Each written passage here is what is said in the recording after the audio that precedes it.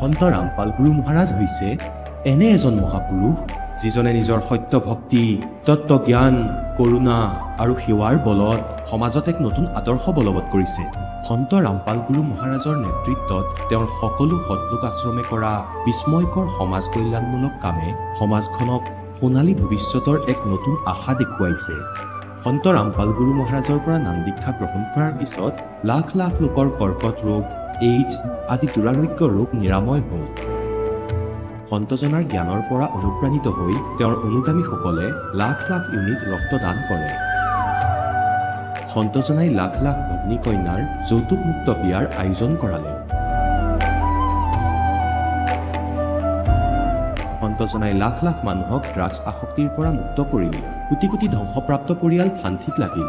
সন্তজনাৰ আশ্ৰমত সমাৱেশৰ সময়ত বিনামূলীয়া চকুৰ চিকিৎসা আৰু দন্ত চিকিৎসাৰ ব্যৱস্থা কৰা হয়। সন্ত ৰামপাল গুৰু মহাৰাজৰ দ্বাৰা পৰিৱেশ সুৰক্ষাৰ উদ্দেশ্যে সময়ে সময়ে বৃহৎ পৰিসৰত বৃক্ষৰোপণ কৰা হয়। সন্তজনাই আৰ্তজনক তাৎক্ষণিক সকাহ দিবলৈ এম্বুলেন্স সেৱা আৰম্ভ কৰিছিল।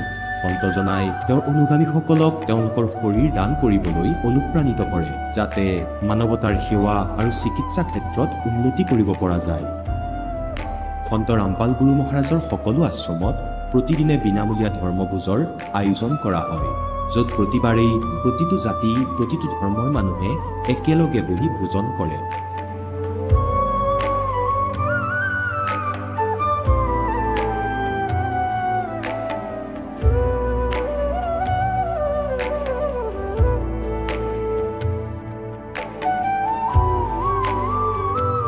সন্ত ৰামপাল গুৰু মহাৰাজৰ আশ্ৰমত সহস্ৰাধিক বৃদ্ধ বৃদ্ধাই শ্ৰদ্ধা আৰু মৰমেৰে জীৱন যাপন কৰাৰ সুযোগ পায়। তেওঁলোকৰ থকা খোৱাৰ আৰু স্বাস্থ্যৰ সম্পূৰ্ণ দায়িত্ব সন্ত ৰামপাল গুৰু মহাৰাজে বহন কৰে।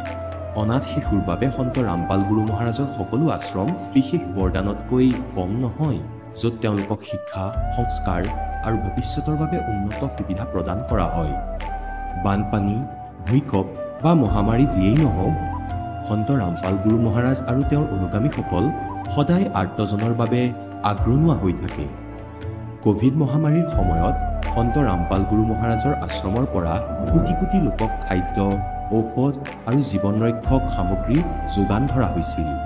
দুখীয়াক সকাহ কৰাই হওক বা যিকোনো শোষিত বা নিপীড়িত শ্ৰেণীৰ অধিকাৰ আৰু মৰ্যাদাৰ বাবে যুঁজ দিয়াই হওক, সন্ত ৰামপাল গুৰু মহাৰাজে সদায় তেওঁলোকৰ সকলো ন্যায্য দাবী চৰকাৰৰ ওচৰলৈ লৈ গৈছে আৰু তেওঁলোকক উপযুক্ত ন্যায় প্ৰদানৰ ক্ষেত্ৰত গুৰুত্বপূৰ্ণ ভূমিকা পালন কৰি আহিছে। সমাজত আধ্যাত্মিক আৰু সামাজিক মূল্যবোধৰ প্ৰতি সজাগতা অনাৰ প্ৰতিটো পদক্ষেপতে সন্ত ৰামপাল গুৰু মহাৰাজ মানৱতাৰ প্ৰকৃত সেৱক হিচাপে প্ৰমাণিত হৈছে। সন্ত ৰামপাল গুৰু মহাৰাজৰ জীৱনে আমাক শিকাইছে যে প্ৰকৃত সেৱা সেইটোহে যিটো নিস্বাৰ্থভাৱে কৰা হয়। আহক আমিও এই মহান সন্তজনৰ এই মহান সেৱাৰ কামত যোগ দিওঁ আৰু সন্ত ৰামপাল গুৰু মহাৰাজৰ পৰা নাম দীক্ষা লৈ আমাৰ জীৱন ধন্য কৰি তোলোঁ।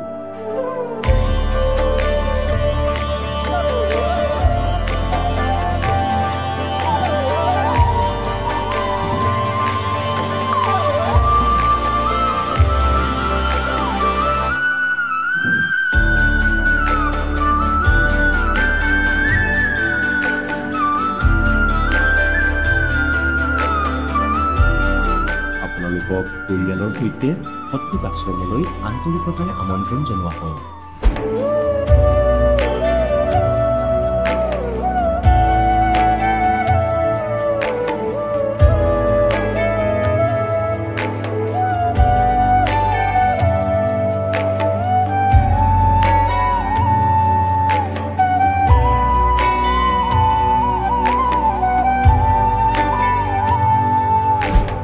পূৰ্ণ পৰমাত্মাক পাবলৈ আৰু তেওঁৰ পৰা প্ৰকৃত লাভ প্ৰাপ্ত কৰিবলৈ পবিত্ৰ বাইবেলত প্ৰমাণ আছে যে প্ৰভুৱে মানুহক নিজৰেই স্বৰূপত সৃষ্টি কৰিলে, 6 দিনত সৃষ্টি ৰচনা কৰি 7ম দিনত বিশ্ৰাম লৈছিল।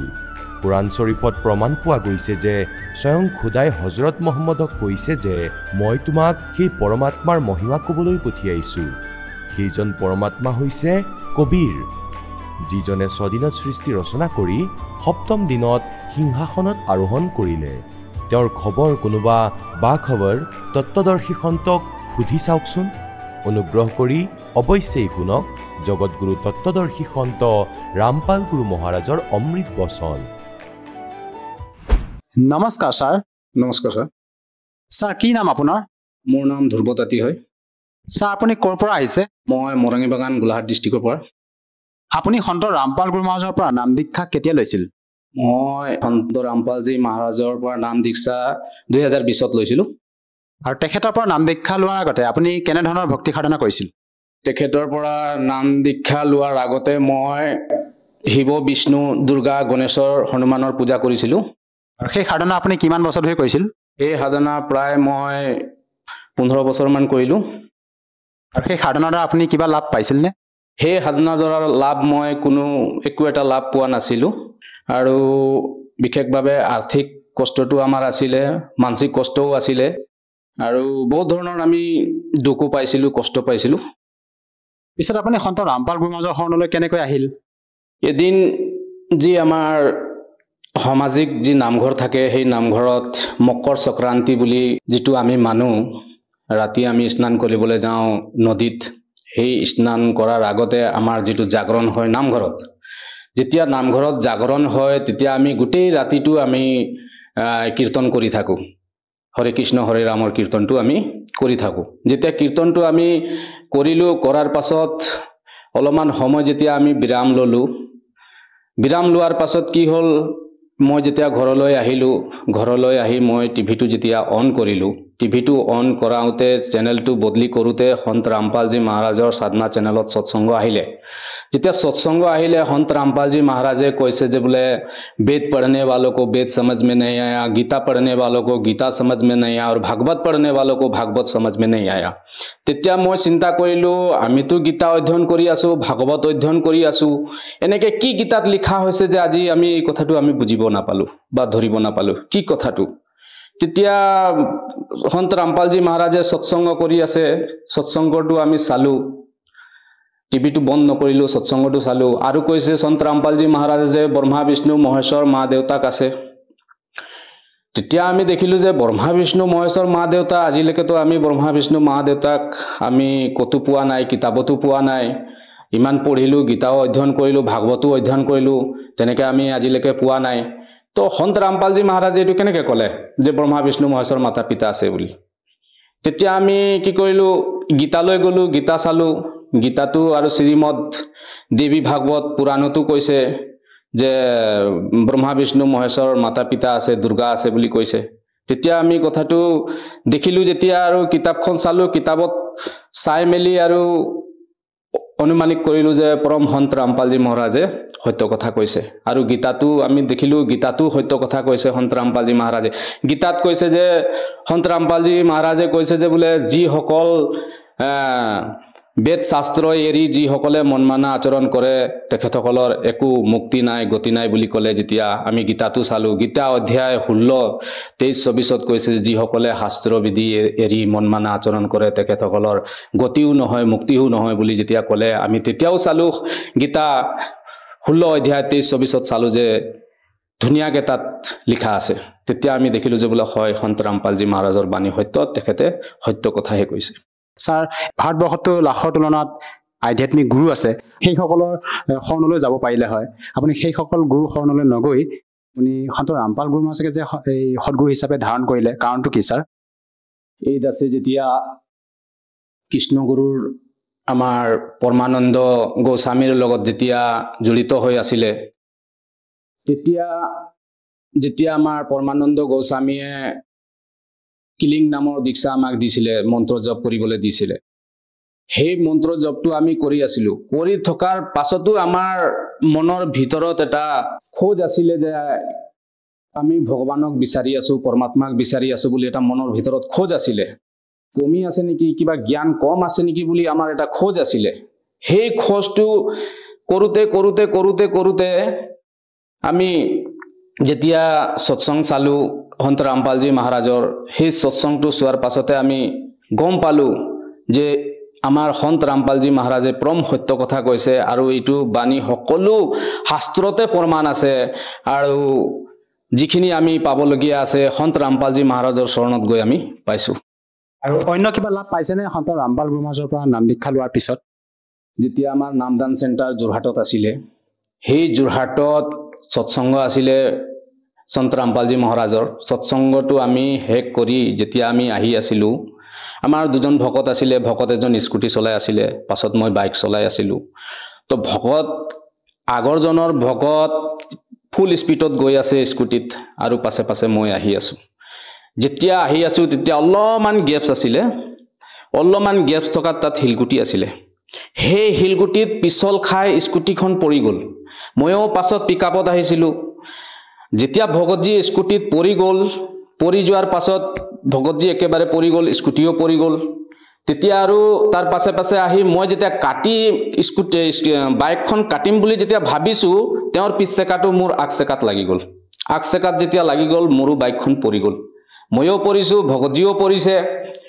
আৰু সেই যিটো আমাৰ নেশ্যনেল ৰোড, সেই নেশ্যনেল ৰোডত, হাইৱে ৰোডত গাড়ী অহা যোৱা লাগি থাকে। অকণমানো সময় নাই, পাৰ হ'বলৈ সময় নাপায়, গাড়ী অহা যোৱা ফুল স্পীডত লাগি থাকে। তেতিয়া আৰু উপায় নাই, আৰু যেতিয়া আমি দুজন পৰি গ'লোঁ, আমাক উঠা মানুহ নাছিলে। তেতিয়া সেইটো সময়ত এটাও গাড়ী অহা নাছিলে। সেইটো সময়ত গাড়ী এটাও পাৰ হোৱা নাই, সেইফালৰ পৰাও অহা নাই, এইফালৰ পৰাও যোৱা নাই গাড়ী। যেতিয়া আমি মিনিমাম 15 মিনিটমান যেতিয়া আমি তাত তেনেকৈ বাগৰি আছোঁ, মোৰ ভৰিটো বাইকৰ তলত সোমাই আছে, ভকতজীৰ ভৰিটো স্কুটিৰ তলত সোমাই আছে। তেতিয়া কি হ'ল, যেতিয়া আমি বন্দী ছোড় সদগুৰু ৰামপালজী ভগৱানজী মহাৰাজ কি যেতিয়া আমি ক'লোঁ, তেতিয়া মই ভৰিটো যেতিয়া বাইকৰ পৰা অঁতৰাই দিলোঁ। বাইকৰ পৰা অঁতৰাই দি তেতিয়া তাৰ পৰা দুজনমান মানুহ দৌৰি দৌৰি আহিলে। দৌৰি দৌৰি আহি প্ৰথমতে মোক উঠাইছে, তাৰ পাছত ভগতজীৰ স্কুটিটো উঠাইছে আৰু আমাক দুজনক সাইড কৰি সাইডত ৰাখিছে। তো তেতিয়া মই অনুভৱ কৰিলোঁ যে আজি এই হাইৱে ৰোডত গাড়ীৰ কোনো অভাৱ নাই, বহুত পিকআপত গাড়ী আহে, গাড়ী অহা যোৱা লাগি থাকে। কিন্তু সেইটো সময়ত চক, সেইটো সময়ত আমাক 20 মিনিটমান এনেকৈ পৰমাত্মাই দয়া কৰিলে যে সেইটো সময়ত এটাও গাড়ী আমাৰ পাৰ হ'ব নোৱাৰিলে, এটাও গাড়ী অহা যোৱা নাই। আমাক ধুনীয়াকৈ যেতিয়া সাইডত কৰিছে, তেতিয়া আকৌ গাড়ী অহা যোৱা তাত ষ্টাৰ্ট হৈছে। এইটো মালিকৰ দয়া, পৰম সত্য। আৰু কি হ'ল, আমাৰ ভগতমতী ভৰিৰ বিষ উঠিলে। ভগতমতী যেতিয়া ভৰিৰ বিষ উঠিছে, ভগতমতী থাকিব পৰা নাই বিষত। আৰু যেতিয়া থাকিব পৰা নাই, ভগতমতী যেতিয়া বাথৰুম যাম বুলি ক'লে, মই এনেকৈ লৈ যাওঁ, হাতত দাঙি লৈ যাওঁ, বুকি লৈ যাওঁ, বাথৰুমত লৈ যাওঁ। বাথৰুমৰ পৰা আকৌ আনি বুকি আনি মই বিচনাত থৈ দিওঁ। তেতিয়া মই ক'লোঁ ভগতমতীক যে বোলে মেডিকেল লৈ যাওঁ। ভগতমতী ক'লে যে মই মেডিকেল নাযাওঁ বুলি ক'লে। এতিয়া মেডিকেল নাযাওঁ বুলি ক'লে, তেতিয়া আৰু বিষ হৈ আছে, বিষ হৈ আছে। তেতিয়া মই ক'লোঁ যে বোলে সন্ত ৰামপালজী মহাৰাজৰ চৰণত আমি আছোঁ, ভয় কৰিব নালাগে। বোলে ভগতমতী, যিটো মালিকে মন্ত্ৰ দিছে সেই মন্ত্ৰটো আপুনি জপ কৰক। আপুনি জপ কৰাৰ লগে লগে আপুনি নিশ্চয় আৰাম পাব। তেতিয়া ভগতমতী কি কৰিলে, প্ৰথম নাম যিটো তেতিয়া আমি পাইছিলোঁ পৰমাত্মাৰ, সেই প্ৰথম নামটো যেতিয়া ভগতমতী জপ কৰিলে, জপ কৰোঁতে কৰোঁতে শুই গ'ল। শুই যোৱাৰ পাছত ৰাতিপুৱা যেতিয়া উঠিছে ভগতমতী, তেতিয়া দেখিছে ভৰিৰ বিষটো নাই। তেতিয়া মোক কৈছে বোলে ভগতজী, ভগতজী বোলে কি হ'ল বোলে। মই গ'লোঁ চালোঁ, ভগতজী মোৰ বিষটো নাই নহয়। তেতিয়া মই ক'লোঁ, হে পৰমাত্মা, আপোনাৰ দয়া, আপোনাৰ কৃপা, মালিক আপোনাৰ আজি চৰণত আহি আজি আমি ইমান সুখ লাভ কৰিব পাৰিছোঁ। ছাৰ, এনেকুৱা কি মন্ত্ৰবিধি আপোনালোকক প্ৰদান কৰে সন্ত ৰামপাল গুৰু মহাৰাজে, যাৰ দ্বাৰা নেকি আপোনালোকে ইমান উপকৃত হ'ব পাৰিছে? আপোনাৰ পৰিবাৰগৰাকী যি ভৰিৰ যি বিষ আছিলে, সেই ভৰিৰ বিষ ডক্তৰৰ কাষলৈ নোযোৱাকৈ, কোনো ঔষধ সেৱন নকৰাকৈ আপোনালোকৰ এই পৰিবাৰগৰাকী এই ৰোগৰ পৰাও পৰিত্ৰাণ পাইছে। কেনেকৈ সম্ভৱ ছাৰ এইটো? যেনে আমি আগতে যিখিনি আমি কৰি আছিলোঁ, শাস্ত্ৰ বাহিৰে যিখিনি আমি ভক্তি কৰি আছিলোঁ, সেই ভক্তিৰ ফলাফলটো নাছিলে। আৰু সন্ত ৰামপালজী মহাৰাজে কয় যে আপোনালোকে যদি শাস্ত্ৰ অনুকূলে ভক্তি কৰে, তেতিয়াহ'লে আপোনাৰ এই চমৎকাৰখিনি হৈ থাকিব, আপোনাৰ আৰ্থিক ব্যৱস্থা, মানসিক ব্যৱস্থা সকলোখিনি ঠিক থাকিব। আজি আমি সেই শাস্ত্ৰৰ অনুকূলে ভক্তি নকৰাৰ কাৰণে আজি আমাৰ সেই দুৰ্গতিটো হৈছিলে। আৰু বিশেষকৈ আমাৰ যিটো সাধনা, এই ব্ৰহ্মা বিষ্ণু মহেশ, যিটো আমাৰ দুৰ্গা গণেশ, এইবিলাক যিসকলে দেৱতা আছে, মাতা আছে, এইবিলাকৰ এটা গুপ্ত নাম আছে।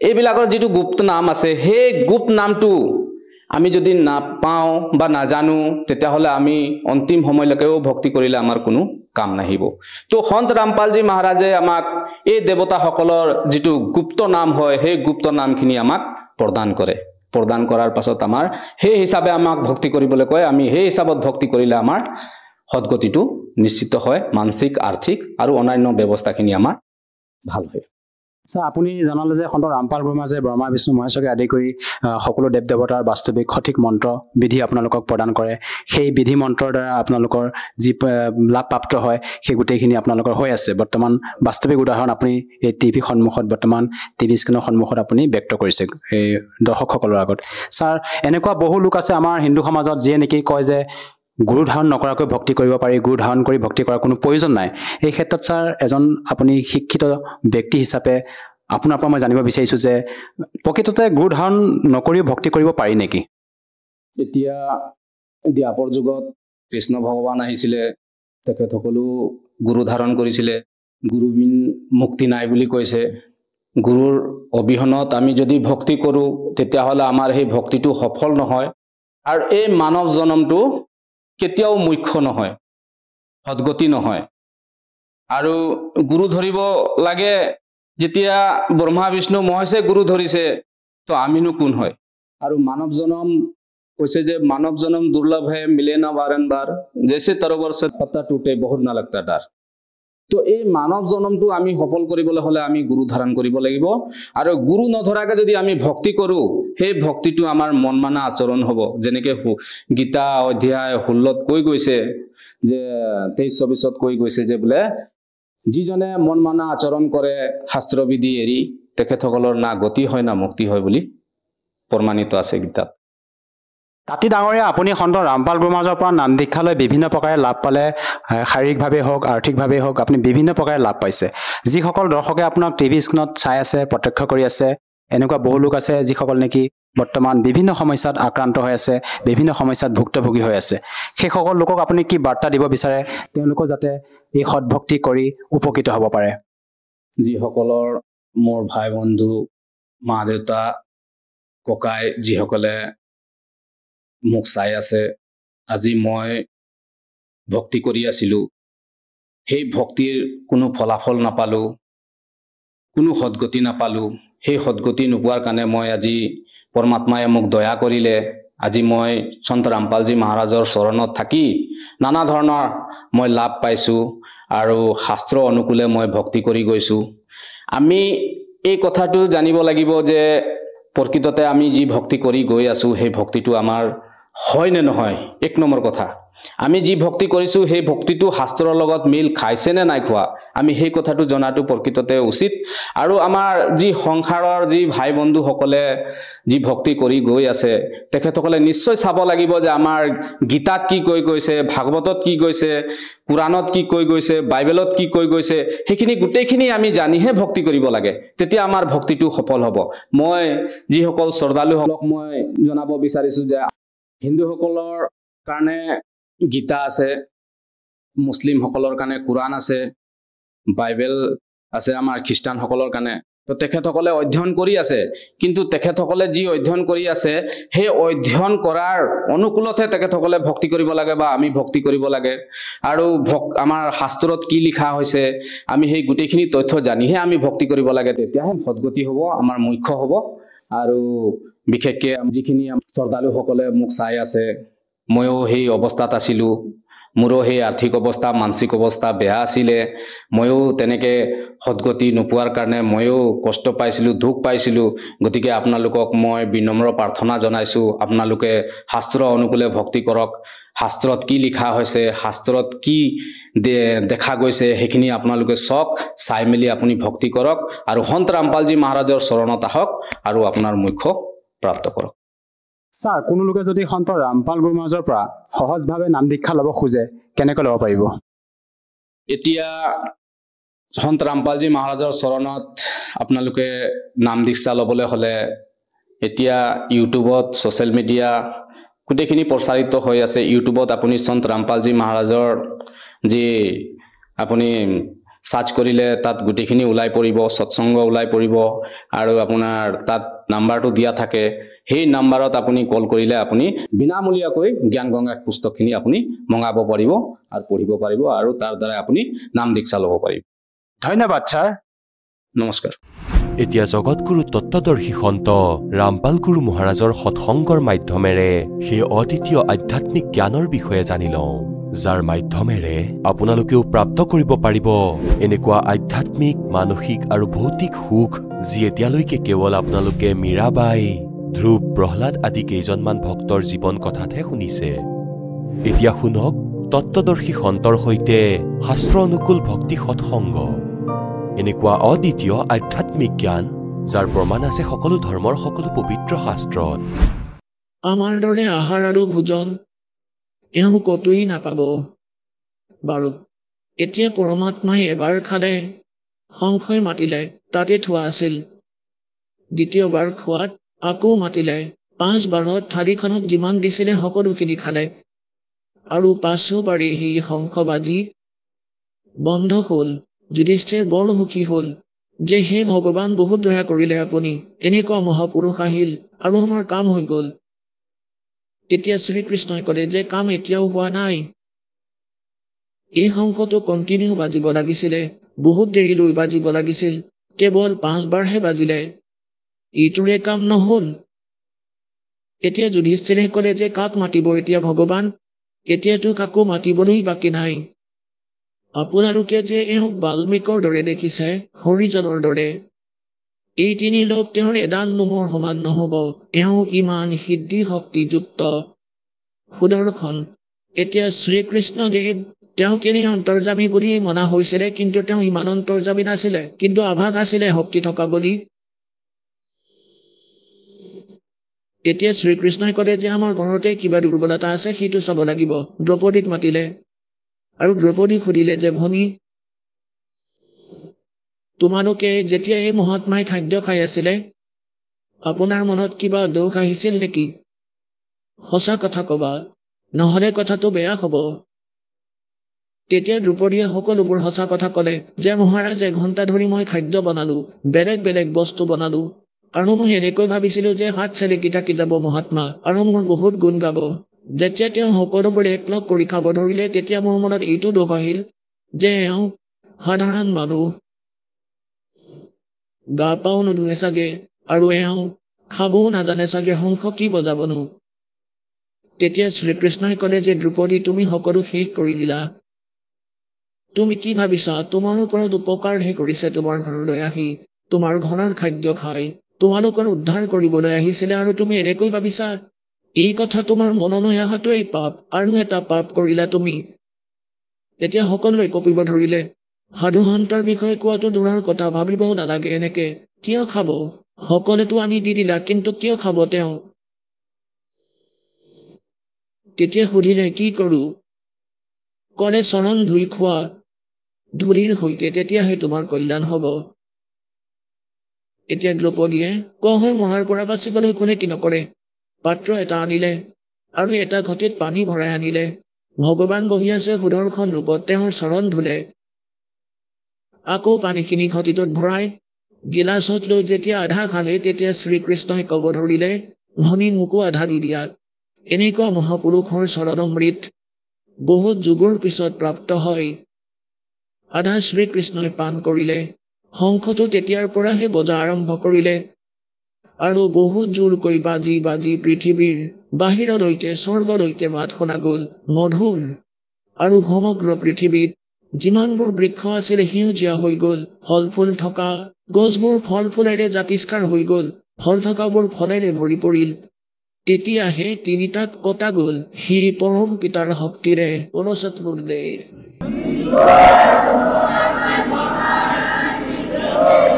तुम कौन राम का जपते जापम, तात कटे ना तीनु तापम, समर्थ का सरनाग हो रंग होरी हो, कभू न हो एकाज राम रंग होरी हो।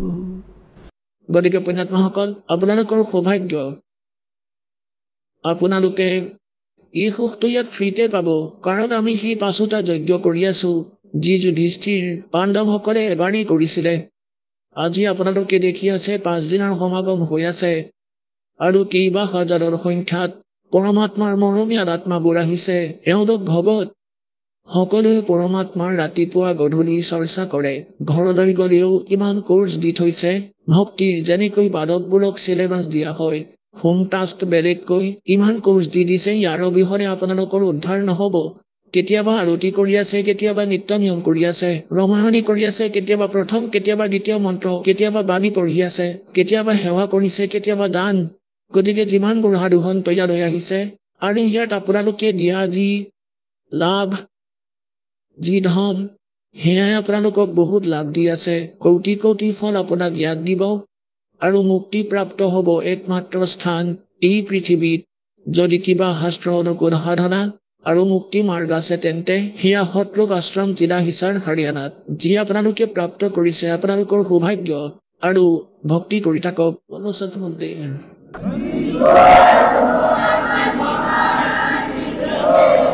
পৰম পিতা পৰমাত্মা পূৰ্ণ ব্ৰহ্ম সমগ্ৰ সৃষ্টিৰ ৰচয়িতা কুল মালিক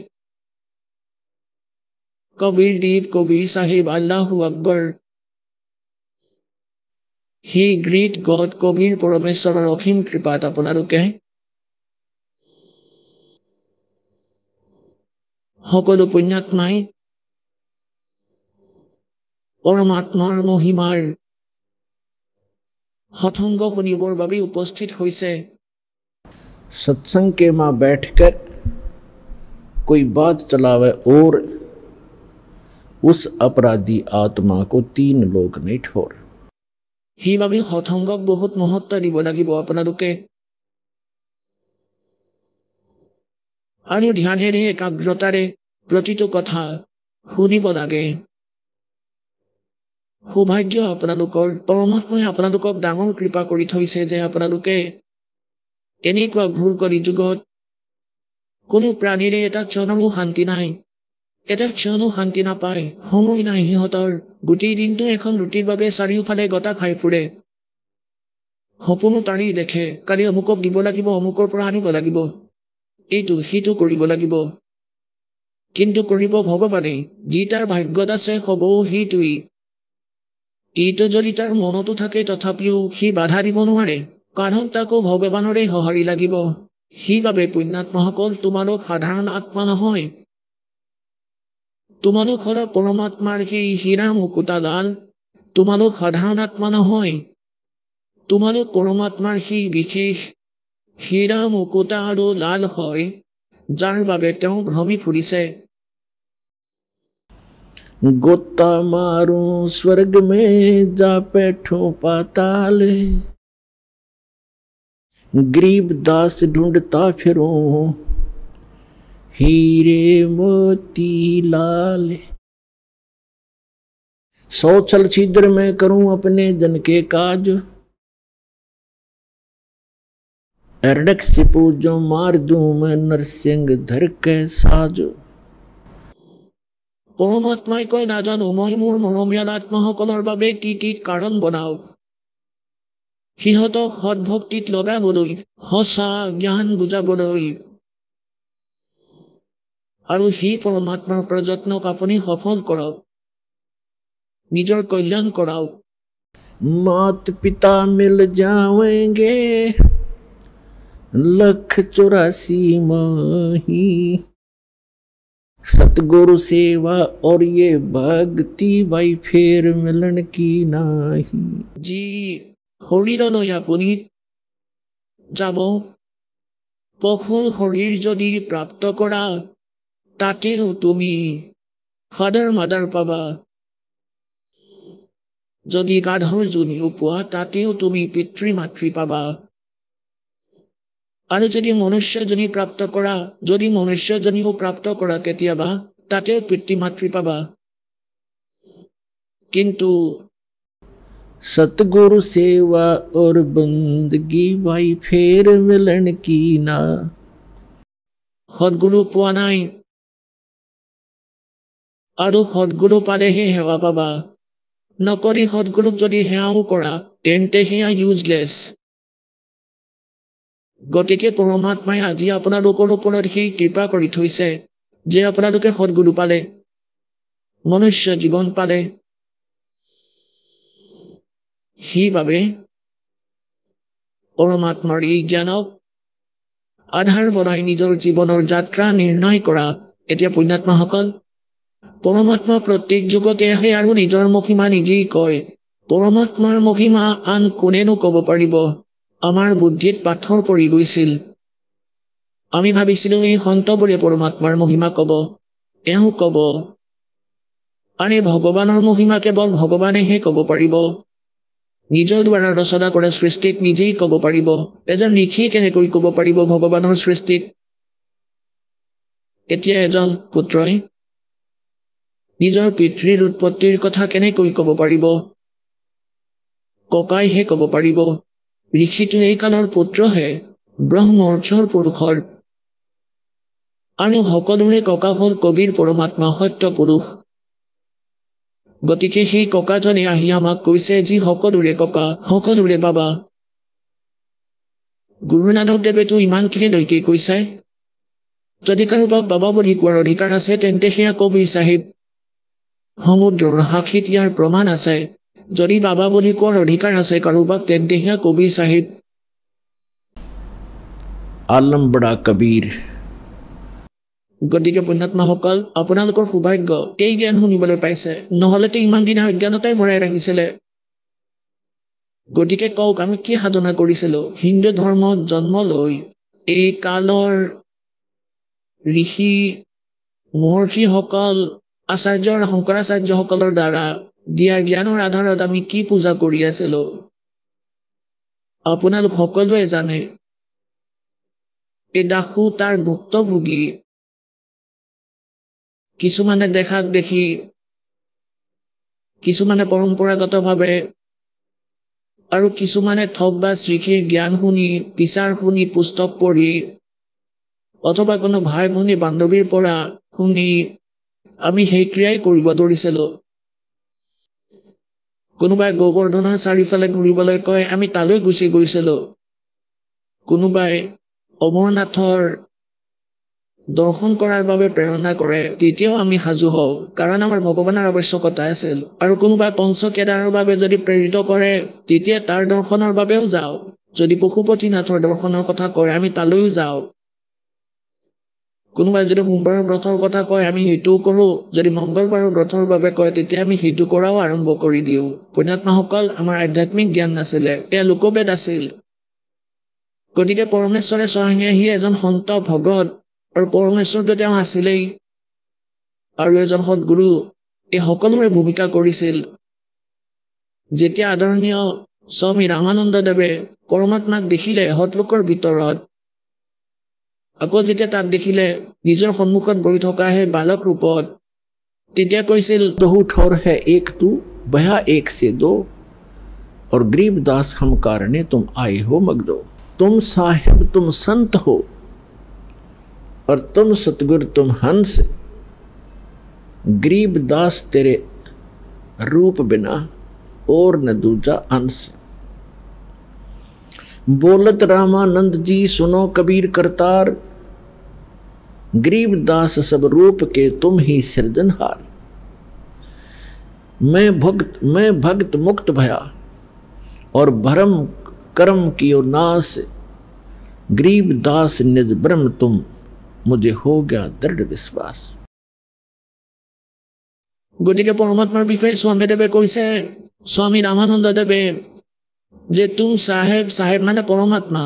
যেনেকৈ আপোনালোকক ডেফিনেশ্যন অফ গড শুনাইছিলো প্ৰথম দিনাই। तुम साहेब, চাহেব মানে পৰমাত্মা, সৰ্বশ্ৰেষ্ঠ প্ৰভু। এনেতো চাহেব আমি সকলোকে কওঁ, যেনে ধৰক মৌজাদাৰ চাহেব, SDM চাহেব, ডিপুটি কমিশ্যনাৰ চাহেব, কমিশ্যনাৰ চাহেব, মন্ত্ৰী চাহেব, প্ৰধানমন্ত্ৰী চাহেব, মুখ্যমন্ত্ৰী চাহেব, এওঁলোক সকলোৱে চাহেব। কিন্তু ইনফেক্ট যেতিয়া চাহেব বুলি সুধিব সুপ্ৰিম কোন, তেন্তে প্ৰধানমন্ত্ৰী আৰু তাৰ পিছত মাননীয় ৰাষ্ট্ৰপতি, তেওঁ আমাৰ চাহেব, তেওঁ হয় প্ৰকৃত চাহেব। গতিকে এই প্ৰকাৰে অন্য যিসকল দেৱতা আছে, শ্ৰী ব্ৰহ্মা, শ্ৰী বিষ্ণু, শ্ৰী শিৱদেৱ এক বিভাগীয় মন্ত্ৰী। এক ব্ৰহ্মাণ্ডৰ ভিতৰত অনলি যেনে কোনো ৰাজ্য এখনৰ মন্ত্ৰী হয়, যদি তেওঁক আমি প্ৰধানমন্ত্ৰীৰ সংজ্ঞা দিওঁ, তেওঁৰ উপমা দিওঁ, তেন্তে আমাৰ সেয়া অজ্ঞানতাৰ প্ৰতীক হ'ব, সঁচা নহয়। গতিকে ইয়াত কি কৈছে? तुम साहेब तुम संत हो, तुम सतगुरु तुम हंस। সদগুৰু আপুনি হয় যথাৰ্থ জ্ঞান দিওঁতা, और तुम हंस। এজন ভগতৰ ৰোল মানে এজন ভগতে কেনেকৈ থাকিব লাগে, কেনেকুৱা তেওঁৰ দৈনিক জীৱন হ'ব, তেওঁৰ ব্যৱহাৰ আচৰণ কেনেকুৱা হ'ব লাগে, কেনেদৰে কথা ক'ব লাগে আৰু কেনেকৈ বসবাস কৰিব লাগে, নিৰ্বাহ কেনেকৈ কৰে। उसके लिए परमात्मा कहते हैं राज्य क्रमता राम की, रजा धरे दो शीस, दास गरीब दरस परस दिन बैठे जगदीश। যে পৰমাত্মাই যি আপোনাৰ ভাগ্যত লিখি দিছে সেই আধাৰত আপুনি জীয়াই থাকিবলৈ শিকক। ভাগ্যৰ অৰ্থ হ'ল যেনেকৈ আপুনি এখন ভাল ঘৰত, ভাল ঘৰ মানে আমি ধনী ঘৰ বুলি বুজো, তেওঁৰ কিবা ভাল পোষ্ট হওক, ঠিক আছে, আপুনি সংস্কাৰ বশত ক'ৰবাত এনেকুৱা ঘৰত জন্ম লৈছে, তেতিয়া আপুনি এইটো পাহৰিব নালাগে যে আপুনি যিমানেই ধনী ব্যক্তি নহওক, মন্ত্ৰী প্ৰধানমন্ত্ৰী ঘৰত জন্ম নলওক, আপোনাৰ সিমানখিনি স্থান লাগিব শুবলৈ, ঘূৰিব ফুৰিবলৈ, ক্ৰিয়া কৰিবলৈ। যিমানত এজন দুখীয়াই নিৰ্বাহ কৰি আছে, এটা কোঠালি, এটা ঘৰত 20টা কোঠালি থাকক ওপৰে তলে, তেতিয়াও এজন ব্যক্তিয়ে এটাই কোঠালিতে, এটা ৰুমতে, এখন বিচনাত, পালেঙত, সিমানখিনি স্থানতে টাইম পাছ কৰিব। গতিকে পৰমাত্মাই সকলো প্ৰকাৰে আমাক বুজাবলৈ চেষ্টা কৰিছে। আৰু পৰমাত্মাক পাবলৈ কাৰোবাৰ যদি এইটো ভ্ৰম হয়, ধনী মানুহ যিয়ে বেছি দান ধৰ্ম কৰে আৰু উচ্চ জাতিৰ হয়, আগতে এই ভ্ৰম ভ্ৰান্তি বহুত বেছি আছিলে যে কেৱল ব্ৰাহ্মণ লোকসকলে মুক্তিপ্ৰাপ্ত কৰে, তেওঁলোকে ঋষি মহৰ্ষি হয়, তেওঁলোকৰ বংশধৰেহে ঋষি মহৰ্ষি হ'ব পাৰে। গতিকে পৰমাত্মাই এই সকলো ভেদাভেদ দূৰ কৰিলে, এই সকলোবোৰ ভ্ৰান্তি নিবাৰণ কৰিবলৈ এক গৰীব শিপিনীৰ ভূমিকা কৰিছিল যে পৰমাত্মাৰ ভগত হ'বলৈ বহুত বস্তুৰ আৱশ্যকতা নাই, আৰু যেতিয়া আৱশ্যকতা হয় পৰমাত্মাৰ পৰা একো লুকাই নাথাকে, সকলো গম পায় তেওঁ। যেনেকৈ আমি কথা শুনিছিলোঁ, এতিয়াতো আপোনালোকৰ জ্ঞান হৈ গৈছে যে পৰমাত্মাৰ যিজন পৰমেশ্বৰ হয় তেওঁই সকলোবোৰ কৰে, কবি চাহেবে সকলো দুখ দূৰ কৰে।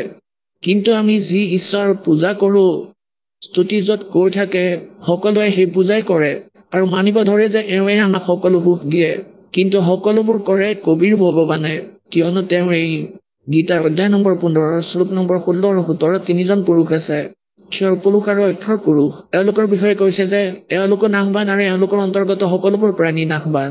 উত্তম পুৰুষ বেলেগ 17 নম্বৰ শ্লোকত কৈছে, और ये लोग तरम अविश्य विवर्ती अवैश्वर। তেওঁৱে সকলোৰে ধাৰণ পোষণ কৰোতা, সেই পৰম অক্ষৰ ব্ৰহ্ম। এই দুজনতকৈ বেলেগ ক্ষৰ পুৰুষটো এজন ব্ৰহ্ম যিয়ে গীতাৰ জ্ঞান দিছে শ্ৰীকৃষ্ণত প্ৰৱেশ কৰি, আৰু অক্ষৰ পুৰুষ যিজন ক্ষৰ পুৰুষ তেওঁক ক্ষৰ ব্ৰহ্ম বুলিও কোৱা হয়, জ্যোতি নিৰঞ্জন কাল বুলিও কয়। সি কেৱল 21 ব্ৰহ্মাণ্ডৰ স্বামী। আৰু অক্ষৰ পুৰুষ 7 সংখ্য ব্ৰহ্মাণ্ডৰ স্বামী। আৰু পৰম অক্ষৰ ব্ৰহ্ম গীতাৰ অধ্যায় নম্বৰ 8 শ্লোক নম্বৰ 1 উত্তৰত অৰ্জুনক গীতাৰ জ্ঞানদাতাই কৈছে তেওঁ পৰম অক্ষৰ ব্ৰহ্ম, হে তৎ ব্ৰহ্ম, যিজন গীতাৰ জ্ঞানদাতাতকৈ আন, যিজন সুপ্ৰিম গড, কমপ্লিট গড। গতিকে গীতাৰ অধ্যায় নম্বৰ 15 শ্লোক নম্বৰ 17 কৈছে যে उत्तम पुरुष तु अन्य परमात्मा इति उदाहरते, और ये लोग तरम अविश्य विवर्ती अवैश्वर। তেওঁ তিনিও লোকতে প্ৰৱেশ কৰি সকলোৰে ধাৰণ পোষণ কৰে, ইনক্লুডিং ব্ৰহ্মা বিষ্ণু মহেশ্বৰো তেওঁ আপত্তি নিবাৰণ কৰে। যেনেকৈ আপোনালোকক কালি কৈছিলোঁ, যেতিয়া সমুদ্ৰৰ ওপৰত দলং বনাব পৰা নাছিল তেতিয়া সেই পৰমাত্মা আহিছিল, কাৰণ ৰামো তেওঁৰে সন্তান। পৰুৱাৰ পৰা হাতীলৈকে, প্ৰজাৰ পৰা ৰজালৈকে, দেৱৰ পৰা মহাদেৱলৈকে, নিৰঞ্জন আৰু দুৰ্গালৈকে তেওঁৰে সন্তান। নিজৰ সন্তানক তেওঁৱে চম্ভালে। গতিকে দাসে আজি আপোনালোকক প্ৰসংগ শুনাই আছে, এতিয়া আমি ভগৱানক বিচাৰোঁ ধন, কিন্তু পৰমাত্মা আছিলে একেবাৰে দুখীয়া শিপিনী, কাপোৰ বৈ নিজৰ টাইম পাছ কৰিছিল। তেওঁ আমাক পৰমাত্মাৰ ওপৰত বিশ্বাস কৰিবলৈ এই ভূমিকা কৰিছিলে। যদি তোমালোকে মোৰ ওপৰত এনেকৈ বিশ্বাস ৰাখা মোৰ বচনত, তেতিয়া মই তোমালোকৰ সকলো সময়তে লগত থাকিম। जो जन मेरी शरण है ताका हूँ मैं दास और गेल गेल लाग्या फिरूं जब तक धरती आकाश। কয় মই পিছে পিছে যাম। जो बच्चा गऊ की नजर में यूं साईं को संत वो भक्तों के पीछे फिरे भगत वत्सल भगवंत। দাসে আপোনালোকক কৈছে যে যেতিয়া আপোনালোকে ভগৱানৰ ওপৰত নিৰ্ভৰ হৈ যাব, সেই সময়ত পৰমাত্মাই কৈছে যে যদি আপোনালোকৰ কেতিয়াবা কিবা বস্তুৰ আৱশ্যকতা হয়, মনত ৰাখিব মই ওচৰতে আছো, কাৰণ মই সকলোবোৰ জানো যে আপোনালোকে কি সময়ত কি বস্তুৰ আৱশ্যকতা হ'ব। প্ৰথমে ইয়াৰ ওপৰতে পৰমাত্মাই কয়, যাৰ বিশ্বাস নাই পৰমাত্মাৰ ওপৰত আৰু ৰাম ৰামো কৰে, ভক্তিও কৰি আছে। कहते क्या हुआ नाम जपणते जब मन में नहीं विश्वास। যদি পৰমাত্মাৰ ওপৰতে বিশ্বাস নাই তেন্তে কি কৰিবা এইবোৰ? সেই ভক্তিৰ লাভ নাই। এতিয়া কিছুমান পুৰণি কথাৰ বিষয়ে কওঁ, সেইবোৰো ভ্ৰমিত কৰা জ্ঞান, তাক সুচাৰু কৰোঁ। এতিয়া যেনেকৈ এজন নৰসি নামৰ শেঠ আছিলে, মহাজন আছিলে, আৰু তেওঁ বহুত ধনী আছিলে। 56 কোটি সম্পত্তি আছিলে তেওঁৰ লগত। 56 কোটি সম্পত্তি আজিৰ পৰা 500-600 বছৰ আগতে। আৰু ইমান কৃপণ আছিলে, 1 টকাও খৰচ নকৰে, দান কৰিব পাহৰিলে। আৰু এই মায়া যেতিয়া বাঢ়ি যায়, ই মানুহক বশ কৰে। পৰমাত্মাই কয় এই মায়াক বশ কৰিব নিদিবা, ইয়াক বশ কৰা। মটৰ চাইকেলখন মূৰত উঠাব নালাগে, তাৰ ওপৰত বহি চলাব লাগে। সি মটৰ চাইকেলখন মূৰত তুলি ৰাখিছিল, গতিকে সেয়া তাৰ মূৰ্খামি।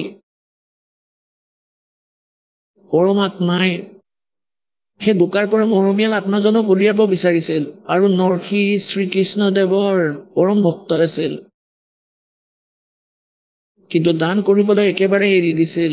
56 কোটি তাৰ সম্পত্তি আছিল, আৰু লগতে তাৰ হুণ্ডি চলিছিলে। হুণ্ডি মানে যেনে ধৰক আজিকালিৰ বেংক, আৰু বেংকত যে ড্ৰাফ্ট বনোৱা হয়, ইয়াত বেংকত পইচা জমা কৰাই দিয়া, যাৰ নামত ড্ৰাফ্টখন থাকে সিয়ে ড্ৰাফ্টখন কেছ কৰাব পাৰিব।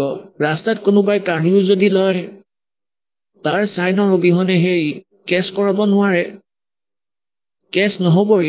গতিকে সেই পইচা লগত নিনি ড্ৰাফ্ট লৈ যায়, কাগজৰ দৰে থাকে, চেকৰ দৰে, আৰু আগলৈ বেংকত জমা কৰি দিয়া হয়। তাৰপিছত সেইখন ভেৰিফাই কৰি তাক কেছ দিয়ে। ঠিক তেনেকুৱাই হুণ্ডি আছিলে। ৰজাৰ ফালৰ পৰা, চৰকাৰৰ ফালৰ পৰা এনেকুৱা ধনী ব্যক্তিক সীমা বনাই দিছিলে যে 1000, 2000, 10,000 লৈকে আপুনি হুণ্ডি এবছৰত বনাব পাৰে, ড্ৰাফ্ট বনাব পাৰে। তেওঁ কি কৰিছিলে, পইচা থৈ দিছিলে, আৰু আগলৈ যিখন চহৰলৈ যাবলগীয়া থাকে কোনো যাত্ৰী অথবা মহাজনে, সেই চহৰতো এনেকুৱা হুণ্ডি বনোৱাৰ এলাও আছিলে, গতিকে তেওঁৰ নামতহে বনাব পাৰিছিলে। আৰু সেই দুজনে পিছত যি তেওঁলোকৰ প্ৰমাণ পত্ৰ আছিলে, সকলো কাগজ পত্ৰ যি দুইজনৰে আছিলে, চাই যে সঁচাকৈ এয়া ৰিকগনাইজ হুণ্ডি বনোৱাজন হয়। গতিকে এনেকৈ ইয়াৰ মাজৰে তেওঁ এজন আছিলে ধনী। তেওঁৰ ধৰ্মপত্নী অলপ বেছি ধাৰ্মিক আছিলে। তেওঁ কৈছিলে যে সকলো ব্যক্তিয়ে গাঁও চহৰৰ গংগাত স্নান কৰিবলৈ গৈ আছে, গংগাৰ ঘাটলৈ। ময়ো যাব বিচাৰো, অলপ পইচা দিয়ক। তেওঁ ক'লে পইচানো কি কৰিবা, ব'লা মই লগতে যাম। তেওঁ ভাবিলে যে এওঁ বহুত খৰচ কৰিব, মই অলপতে কামটো চলাই দিম। খোজকঢ়াই লৈ গ'ল তাৰ পৰা গংগা ঘাটলৈকে। যেতিয়া গা ধুবলৈ ধৰে তেতিয়া ব্ৰাহ্মণবোৰ ওচৰ চাপি আহে পাৰলৈ। তাৰপিছত কয় যে স্নান কৰাৰ আগতে অলপ দান দিয়ক, তেতিয়াহে স্নানৰ লাভ পাবা। তাৰপিছত পৰমাত্মা আহিল তেওঁৰ ওচৰলৈ এজন সাধাৰণ মানুহৰ ৰূপ ধৰি আৰু ক'লে, মহাজন দান কৰক, কিবা দান কৰক, তেতিয়াহে স্নানৰ লাভ হ'ব। এনে স্নান কৰিলে কি লাভ হ'ব? তেতিয়া তেওঁ ক'লে যে দান মই অনা নাই, খৰচৰ বাবেহে পইচা আনিছো, অলপ দান নোৱাৰিম কৰিব, পইচা পাহৰিলো আনিব। তেওঁৰ পত্নীয়ে ক'ব ধৰিলে, অলপ দি দিয়া ব্ৰাহ্মণজনক, কিয় এনেকুৱা কৰিছে আপুনি? তেতিয়া ক'লে, মনে মনে থাকা, কথা নকবা, চুপ। গা ধুব ধৰিলে। পণ্ডিতে আকৌ ক'লে যে ভাই, কেৱল পানীতে ডুব মাৰি থাকিলে লাভ নহ'ব, অলপ দান কৰা মহাজন। তেতিয়া ভাবিলে যে ই অপমান কৰিব এতিয়া। তেতিয়া ক'লে, 1 টকা দিম, 1 টকাহে। তেতিয়া ক'লে, ঠিক আছে দি দিয়ক, যি আপোনাৰ ইচ্ছা। তেতিয়া ক'লে, মই ইয়াত নিদিওঁ, অলপ পইচা আনিছো, ঘৰলৈ আহিবা, মোৰ নাম নৰসি আৰু এইটো মোৰ গাঁৱৰ নাম জোনাগড়, এনেকুৱাই, তালৈ আহিবা, সকলোৱে চিনি পায় মোক। ক'লে, সঁচাকে কৈছেনে? ক'লে, সঁচাই কৈছো। ক'লে, ঠিক আছে। এতিয়া তেওঁ স্নান কৰি গা ধুই আহিলে ঘৰলৈ। এতিয়া তেওঁ ঘৰ গৈ পাই পাগুৰিটো ৰাখিছেহে মাত্ৰ। যাত্ৰাৰ পৰা গৈ আনফালে পৰমাত্মাহে গম পালে সেই একে ৰূপত তালৈ দুৱাৰ টুকুৰিয়ালে। চাকৰ এজন আহিল, ক'লে, কওক ব্ৰাহ্মণ, কওক মহাত্মা, কি কথানো? ক'লে, মহাজনজনক কওক যে মোৰ এটা দান স্বীকাৰ কৰি আহিছিল তেওঁ, আৰু ক'বা যে সেই ব্ৰাহ্মণজনে দান দক্ষিণাটো ল'বলৈ আহিছে, কৃপা কৰি দিব দিয়া, মই যাব লাগে। চাকৰজনে গৈ ক'লে যে কোনোবা ব্ৰাহ্মণ আহিছে, আপুনি গংগাৰ ঘাটত তেওঁক কিবা দিম বুলি কথা দি আহিছিলে, তেওঁ নিজৰ দানটো বিচাৰিছে। এতিয়া মহাজনজনে ভাবিলে এওঁতো লাগিয়ে ধৰিল, এতিয়া ইয়ালৈও আহি পালে সেইজন। তাৰ মনলৈ কি বিচাৰ আহিল যে আজি সি ইয়াত 1 টকা খুজিবলৈ আহিছে, কালি ই 2 টকা খুজিব, তাৰপিছত ই 100 টকাৰো এনেকৈ খুজিব ধৰিব, ই ৰাস্তা পাই গ'ল এটা। তেতিয়া মহাজনজনে ক'লে যে কৈ দিয়া ব্ৰাহ্মণজনক তই বিশ্ৰাম কৰা, দুদিন পিছত আহিবলৈ দিয়া, কোৱা যে মহাজনৰ ভাগৰ লাগিছে, বিশ্ৰাম কৰিব বিচাৰিছে। চাকৰজনে গৈ এনেকৈয়ে ক'লে। তেতিয়া ব্ৰাহ্মণজনে ক'লে, ব্ৰাহ্মণৰ ৰূপত পৰমাত্মাই ক'লে যে ঠিক আছে ভাই, পৰহি আহি লৈ যাম, মই ইয়াতে বিশ্ৰাম কৰোঁ, এতিয়া এই মহাজনজনৰ বাগিচাতে বিশ্ৰাম কৰোঁ। মহাজনৰ বাগিচা আছিল, তাত ফল ফ্ৰুট খাই এখন চাদৰ পাৰি শুই পৰিল ভগৱান। তাৰপিছত মহাজনজনক ক'লে, মহাজনজনে সুধিলে গ'লনে তেওঁ? ক'লে, নহয়, তেওঁ তাত শুলে, বাগিচাত শুই আছে। যেতিয়া 3য় দিন আহি পৰিল, তেওঁ আকৌ গৈ দুৱাৰ টুকুৰিয়ালে যে মহাজনজনক কওক মোৰ দানটো দিবলৈ, মোৰ আৰু বহুত কাম আছে। তেতিয়া মহাজনজনে ক'লে, এনেকৈ কোৱা যে মহাজনজন মৰিল, মৃত্যুপ্ৰাপ্ত কৰিলে। তেতিয়া সেই চাকৰজনে গৈ ক'লে যে আমাৰ মহাজনৰ মৃত্যু হ'ল ব্ৰাহ্মণ, আমি বহুত দুখত আছো, আপুনি যাওক। তেতিয়া ব্ৰাহ্মণৰ পেশত থকা ভগৱানে ক'লে যে মই কেনেকৈ যাম, মোৰ যজমান মৰি গ'ল, এতিয়াতো অন্তিম সংস্কাৰ কৰাইহে যাম মই। এতিয়া তেওঁতো এনেকৈ ক'ব ধৰিলে মহাজন, ভাবিলে ভালদৰে পিছত কৰিলে তেওঁ, এটা কাম কৰা, মোৰ বাবে খৰিবোৰ গোটোৱা আৰম্ভ কৰি দিয়া, তেওঁ ভাবিব যে সঁচাকৈয়ে মৰিছে। যি 10-20 জন চাকৰ আছিলে এতিয়া খৰি গোটোৱাত লাগি গ'ল সিহঁত। এতিয়া চহৰৰ মহাজন এজন মৰিলেতো সকলোৱে একত্ৰিত হ'ব। সেই মূৰ্খজনে ইমানখিনিও ভবা নাছিল। 3-4 জনে গোটাব ধৰিলে। তাৰপিছত ক'ব ধৰিলে, কি হ'ব? তেওঁ দেখোন লৰাই নাই, সঁচাকৈ অন্তিম সংস্কাৰ হোৱাৰ পিছতহে যাব নেকি? ক'লে, মোৰ অস্থি উঠোৱা, মোক তাত থৈ লৈ যোৱা, যেনেকৈ মৃতকক লৈ যোৱা হয়। সিহঁতে লৈ গ'ল। এফালে ভগৱানেও ধৰিলে, ইমান ডাঙৰ কাঠৰ খৰি কান্ধত থলে। ক'লে, ব'লা ভাই, তোমাৰ মালিকক খৰি দিহে যাম মই। যেতিয়া চিতাৰ ওপৰত থলে, জুই জ্বলোৱাৰ কৈছিলে, জুই নজ্বলাবা আকৌ। তেওঁ কৈছিলে, জুই আকৌ জ্বলাই নিদিবা, এইটো ভুল নকৰিবা আকৌ। তেতিয়া পৰমাত্মাই ক'লে যে মহাজন, তুমি জিকিলা, মই হাৰিলো। ক'লে, কমচে কম 1 টকাৰ কাৰণে নমৰিবা, আত্মহত্যা নকৰিবা। ক'লে তোমাৰ পইচা ক্ষমা কৰিলোঁ, মই যাওঁ। ক'লে সঁচাকৈ নে? ক'লে অঁ। তেতিয়া উঠিলে মহাজন সেই চিতাৰ পৰা, খৰিবোৰ উঠাবলৈ ক'লে লৈ যোৱা আকৌ, ইমানখিনিও নেৰিবা ইয়াত। পুণ্যাত্মাসকল, এইটো স্বাভাৱিক। যদি মায়া বেছি হৈ যায়, ই মূৰৰ ওপৰত উঠে। সি ইমান কৃপণ হৈ যায় ব্যক্তি, সি একোৱে গম নাপায়, তাৰ এনেকুৱা নিচা লাগি যায়। এতিয়া মহাজনে ভাবিলে যে হৈ গ'ল কাম, বাচি গ'ল তেওঁ। পিছদিনা গ'ল ঘূৰিবৰ বাবে বহুত দূৰলৈ, কাৰণ বহুদিন ঘৰৰ ভিতৰতে আছিল। জংঘললৈ ফুৰিব গ'ল পুৱাই। আহক আমি এতিয়া সেই শ্ৰদ্ধালুসকলৰ অনুভৱবোৰ জানো, যিসকলে জগতগুৰু তত্ত্বদৰ্শী সন্ত ৰামপাল গুৰু মহাৰাজৰ পৰা দীক্ষা প্ৰাপ্ত কৰিছে তথা তেওঁ কোৱা ভক্তি মাৰ্গ এওঁলোকে অৱলম্বন কৰি আছে। নমস্কাৰ ছাৰ। সত সাহেব। ছাৰ, কি নাম আপোনাৰ? অনুৰাগ দাস, ৰায়পুৰ ছত্তীশগড়ৰ। অনুৰাগ, আপুনি সন্ত ৰামপালদেৱ মহাৰাজৰ পৰা নাম দীক্ষা কেতিয়া ল'লে? সন্ত ৰামপালদেৱ মহাৰাজৰ পৰা নাম দীক্ষা মই 19 জুনৰ 2019 লৈছিলোঁ। সন্ত ৰামপালদেৱ মহাৰাজৰ পৰা নাম দীক্ষা লোৱাৰ আগত আপুনি কি ভক্তি সাধনা কৰিছিল? সন্ত ৰামপালদেৱ মহাৰাজৰ পৰা নাম দীক্ষা লোৱাৰ আগতে মই দামখেৰাৰ প্ৰকাশী নন্দন চাহেবৰ সৈতে মই জড়িত আছিলোঁ। আমাৰ পূৰ্বপুৰুষে তেওঁৰেই ভক্তি কৰিছিল। আনকি চকা আৰতিত আনকি মোৰ দেউতাই স্বয়ং গাদ্দিত বহি চকা আৰতি কৰিছিলে। ছাৰ, আপুনি যিহেতু কৈছে যে আপুনি কবিৰপন্থী, দামাখেৰা পন্থৰ লগত জড়িত আছিল। দামাখেৰা পন্থ সকলো কবিৰপন্থী হয় আৰু সন্ত ৰামপালদেৱ মহাৰাজো কবিৰপন্থী হয়। গতিকে আপুনি সন্ত ৰামপালদেৱ মহাৰাজৰ শৰণলৈ কিয় আহিল? ছাৰ চাওক, য'ত মানুহে লাভ প্ৰাপ্ত কৰে তালৈ যায়, আৰু য'ত শান্তি পায় তেওঁ তালৈকে যায় ভক্তি কৰিবৰ বাবে। আমি তাত ভক্তি কৰিছিলোঁ, তাত বহুত চকা আৰতি কৰিছিলোঁ। আমি ঘৰতো চকা আৰতি কৰাইছিলোঁ দামাখেৰাত, কিন্তু তথাপিও আমি একো লাভ পোৱা নাছিলোঁ। আমাৰ ঘৰত ইমান সমস্যা আছিল, ভূত পেটৰ বাধা, বহুত কষ্ট, মানসিক, শাৰীৰিক, আৰ্থিক ইমান অশান্তি আছিলে যে আমিহে জানো আৰু মোৰ পৰিয়ালেহে জানে কি কষ্ট আছিল। ছাৰ, আপুনি কি কাম কৰে? ছাৰ, বৰ্তমান মই হস্পিটেলত মাৰ্কেটিং মেনেজাৰ হয়। ছাৰ, আপুনি হস্পিটেলৰ মাৰ্কেটিং মেনেজাৰ হয় আৰু বৰ্তমান ছায়েন্স আৰু টেকন'লজিৰ যুগ। ইমান পঢ়া শুনা কৰাৰ পিছতো আপুনি ভূত প্ৰেতক বিশ্বাস কৰে, এনেকুৱা কিয়? ছাৰ চাওক, টেকন'লজি বেলেগ বস্তু, আৰু অৱশেষত যদি ডক্তৰ এজনে ভালদৰে পঢ়া শুনা কৰি বিদেশলৈ যায়, সেই সময়ত ডক্তৰেও কয় যে end time, God knows, it's not my hand. এতিয়া এই পেচেণ্টজন মোৰ হাতত নাই, ইয়াৰ মালিক ভগৱান। অৱশেষত টেকন'লজিও তাতে ষ্টপ হৈ যায়। গতিকে সেইবাবে অৱশেষত মানুহেও ভগৱানৰ সন্মুখত আঁঠু ল'ব লগা হয়েই। গতিকে আমি সকলো ফালে হাৰি গৈছিলোঁ।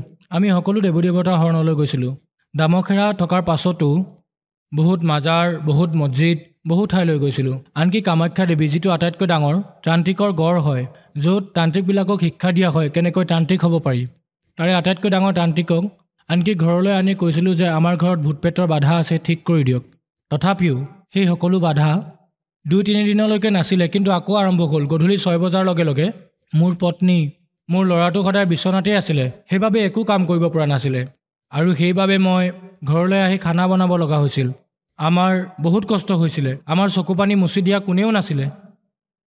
সন্ত ৰামপালদেৱ মহাৰাজৰ শৰণলৈ আপুনি কেনেকৈ আহিল? ছাৰ, সন্ত ৰামপালদেৱ মহাৰাজৰ শৰণলৈ অহাৰ আগতে মই সাধাৰণেই আছিলোঁ। তাৰপাছত এখন কিতাপ পালোঁ, জীৱনৰ সুগম পথ। ছাৰ, এই জীৱনৰ সুগম পথ যেতিয়া মই পঢ়িলোঁ, আমাৰ জীৱনটোৱে সলনি হৈ গ'ল। তাত যেনেদৰে আছে জীৱনৰ সুগম পথ, ঠিক তেনেদৰে আমাৰ জীৱনটোৱে সলনি হৈ গ'ল। সন্ত ৰামপালদেৱ মহাৰাজে আমাৰ ওপৰত এনেকুৱা দয়া কৰিলে, আমাৰ জীৱন একেবাৰে সঠিক হৈ গ'ল। মই সন্ত ৰামপালদেৱ মহাৰাজৰ কিতাপখন পঢ়াৰ পাছত তেওঁৰ আশ্ৰম হিছাৰ হাৰিয়ানালৈ গ'লোঁ। তালৈ গৈ সন্ত ৰামপালদেৱ মহাৰাজৰ পৰা মই নাম দীক্ষা আৰু গোটেই পৰিয়ালে তাৰ পৰা নাম দীক্ষা ল'লোঁ, গুৰু সন্ত ৰামপালদেৱ মহাৰাজৰ পৰা। ছাৰ, আপুনি যেতিয়া সন্ত ৰামপালদেৱ মহাৰাজৰ পৰা নাম দীক্ষা ল'লে, তেতিয়া কিবা লাভ পালেনে? এই দাসে সন্ত ৰামপালদেৱ মহাৰাজৰ শৰণত সপৰিয়ালে নাম দীক্ষা প্ৰাপ্ত কৰাৰ পাছত তৎক্ষণাতে দ্বিতীয় দিনাই 24 ঘণ্টাও নালাগিল, যেতিয়া আমি তাৰ পৰা ঘৰলৈ আহিলোঁ। ঘৰলৈ অহাৰ পিছত আমি ঘূৰি চাই থাকিলোঁ যে 6 বজাৰ পাছত মোৰ পত্নী বিচনালৈ আহিব, মোৰ ল'ৰাটো খিংখিঙীয়া হৈ যাব, বহুত সমস্যাৰ সৃষ্টি কৰিব। আমি 6 বজালৈ ৰৈ থাকিলোঁ, গধূলি 6টা বাজিল। আমি ভাবিলোঁ এয়া কিবা চমৎকাৰো হ'ব পাৰে, আধা ঘণ্টা আৰু চাই লওঁ। গোটেই ৰাতি পাৰ হৈ গ'ল। আমি গোটেই ৰাতি হাঁহ থাকিলোঁ যে চাগে মোৰ পত্নীয়ে এতিয়া সমস্যা কৰিব। আৰু সেয়া দিন আৰু আজিৰ দিন, এই দাসে সন্ত ৰামপালদেৱ মহাৰাজৰ বাবে আজি এই দাসৰ ঘৰত কোনো সমস্যা নাই। সন্ত ৰামপালদেৱ মহাৰাজৰ ইমান কৃপা হ'ল, এই দাসৰ পৰিয়ালত যে দাসে সন্ত ৰামপালদেৱ মহাৰাজৰ কৃপাৰ বাবে আজি আপোনালোকৰ সন্মুখত আছে, জীৱিত আছে আৰু আপোনালোকৰ সৈতে চৰ্চা কৰি আছে। ছাৰ, লাভটো বহুত পাইছোঁ, কিন্তু এইটো এটা লাভ যিটো মই ক'ব বিচাৰিম। ছাৰ, এইটো চমৎকাৰ হ'ল যে মোৰ বাওঁ ভৰিখন একেবাৰে ভাঙি গৈছিল এংকলৰ। যেতিয়া মই ডক্টৰৰ ওচৰলৈ গ'লোঁ, ডক্টৰে ক'লে যে 3-4-5 লাখ টকাটো আপোনাৰ যাবই যাব, অপাৰেশ্যন হ'ব আপোনাৰ আৰু ৰড লগাব লাগিব। মই ভয় খালোঁ। মই তৎক্ষণাতে ঘৰলৈ গৈ সন্ত ৰামপালদেৱ মহাৰাজৰ শৰণত দণ্ডৱত প্ৰণাম কৰিলোঁ সপৰিয়ালে আৰু ক'লোঁ যে মালিক, আপুনি আপোনাৰ দাসক শৰণত ৰাখিব। আমাৰ ইমান সাধ্য নাই যে আমি ইমান পইচা দিব পাৰিম। আৰু যেতিয়া আমি গ'লোঁ ডক্টৰৰ ওচৰত, তেওঁ ক'লে অপাৰেশ্যন কৰি প্লাষ্টাৰ দিলে। তেতিয়া প্লাষ্টাৰ কৰা 2 মাহমানৰ পাছতে যেতিয়া ৰিচেকআপত গ'লোঁ, তেতিয়া তেওঁ আকৌ মোৰ প্লাষ্টাৰ খুলি যেতিয়া এক্সৰে কৰালে, এখন এক্সৰে ৰিপৰ্ট হয়। ডক্টৰে দেখি আচৰিত হৈ গ'ল যে আপোনাৰ অপাৰেশ্যন কৰিব লগা আছিল, ৰড লগাবলগীয়া আছিল, বিনা ৰডেৰে আপোনাৰ ভৰিখন কেনেকৈ ঠিক হৈ গ'ল। এয়া কেনেকুৱা চমৎকাৰ হ'ল মই নাজানো, কাৰণ আপোনাৰ ওজন 120 কিলো আছিল। আপোনাৰ ওজনৰ বাবে আপোনাৰ ভৰিখন ভাঙি যাব পাৰিলে হয় আৰু গোটেই জীৱন আপুনি সঁহাৰি লৈ চলিব লাগিল হয়।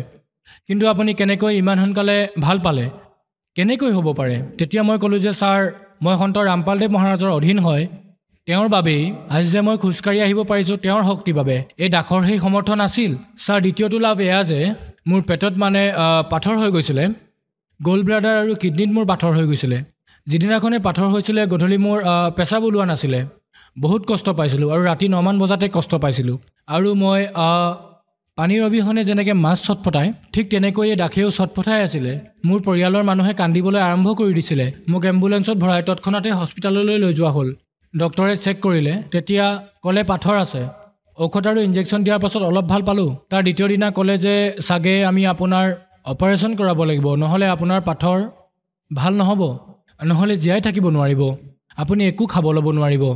পিছদিনা আমি ঘৰলৈ আহিলোঁ। ঘৰলৈ অহাৰ পাছত সন্ত ৰামপালদেৱ মহাৰাজৰ শৰণত দণ্ডৱত প্ৰণাম কৰি প্ৰাৰ্থনা জনালোঁ যে মালিক, আপোনাৰ যি ইচ্ছা কৰক, নহ'লে এই জীৱন আপোনাৰ শৰণত সমৰ্পিত। তেতিয়া সন্ত ৰামপালদেৱ মহাৰাজৰ এনেকুৱা চমৎকাৰ হ'ল যে কিছু সপ্তাহৰ পাছতে যিদিনাখনেই মোৰ ঔষধ শেষ হৈছিলে, সেই দিনটো আৰু আজিৰ দিনটো আজিলৈকে ঔষধ খোৱা নাই। না মোৰ কিবা কষ্ট হৈছে আজিলৈ। যি ভূত পেটৰ বাধা আছিলে সেইবোৰো দূৰ হৈ গ'ল। মোৰ যিজন পুত্ৰ আছে লক্ষ্য দাস, সি 3-4 দিন পুৰণা খাদ্য খাই দিছিলে, ফুড পয়জন হৈ গৈছিলে। সিও সন্ত ৰামপালদেৱ মহাৰাজৰ দয়াত সুস্থ হৈ গ'ল। তেতিয়া ডক্টৰৰ ওচৰলৈ গ'লোঁ। তেতিয়া তেওঁ ক'লে যে একো নহয়, 24 ঘণ্টা হৈ গ'ল, গতিকে এতিয়া ঠিকেই আছে, তাৰ কোনো বেমাৰ নাই। তাৰ পাছত মোৰ ল'ৰাটোৰ স্মল পক্স সৰু আই ওলালে। সকলোৱে জানে সৰু আই ওলালে 20-15 দিনলৈকে থাকে। কিন্তু আমি তৎক্ষণাতে যেতিয়া ল'ৰাটোৰ সৰু আই হোৱা বুলি গম পালোঁ, আমি ঘৰতে দণ্ডৱত প্ৰণাম কৰিলোঁ সন্ত ৰামপালদেৱ মহাৰাজৰ শৰণত আৰু মোৰ ল'ৰাটোক মালিকে দিয়া প্ৰসাদ খোৱালোঁ। সন্ত ৰামপালদেৱ মহাৰাজৰ প্ৰসাদ মোৰ ল'ৰাটোৱে খোৱাৰ পাছত প্ৰায় 1 পৰা 2 ঘণ্টাৰ ভিতৰতে যি সৰু আই আছিল সেয়া ক'ত নোহোৱা হৈ গ'ল আমিও গম নাপালোঁ। সন্ত ৰামপালদেৱ মহাৰাজৰ আন বহুতো চমৎকাৰ আছে। তাৰোপৰি এনেকুৱা চমৎকাৰো পাইছোঁ যে আমাৰ ঘৰত খাবলৈ অন্ন এটাও নাছিলে। যেতিয়া আমি সন্ত ৰামপালদেৱ মহাৰাজৰ পৰা দীক্ষা লোৱা নাছিলোঁ, তেতিয়া আমি ঘৰতে বিস্কুট খাই জীৱন নিৰ্বাহ কৰিছিলোঁ। কান্দি আছিলোঁ যে এতিয়া কি কৰোঁ, ইমান পঢ়া শুনা কৰাৰ পাছতো একোৱেই হোৱা নাই। কিন্তু যেতিয়া সন্ত ৰামপালদেৱ মহাৰাজৰ শৰণলৈ আহিলোঁ, নাম দীক্ষা ল'লোঁ সপৰিয়ালে। গতিকে সেই দিন আৰু আজিৰ দিন আমাৰ কোনো ভূত পেটৰ বাধা নাই, কোনো আৰ্থিক মানসিক কষ্ট, সকলো সন্ত ৰামপালদেৱে সমাপ্ত কৰি দিলে এই দাসৰ। ছাৰ, যিসকল দৰ্শকে আপোনাক এতিয়া টিভিত চাই আছে, তেওঁলোকক আপুনি কি ক'ব? ছাৰ, মোৰ গোটেই জগতৰ ভাইসকলৰ বাবে সকলোলৈ মোৰ এটাই নিবেদন হাতযোৰ কৰি যে সন্ত ৰামপালদেৱ মহাৰাজৰ অনেক চেনেলত সৎসংগ টিভিত আহে, সেই সকলো সৎসংগ ধ্যানেৰে শুনক। আৰু একেবাৰে শেষৰ ফালে তলত ছাৰ হালধীয়া শাৰীত এটা নম্বৰ আহে, মোবাইল নম্বৰ থাকে, সেই নম্বৰত আপুনি ফোন কৰি সন্ত ৰামপালদেৱ মহাৰাজৰ পৰা ঘৰত বহি বহি নাম দীক্ষা প্ৰাপ্ত কৰিব পাৰে। ধন্যবাদ ছাৰ। সৎ চাহেব।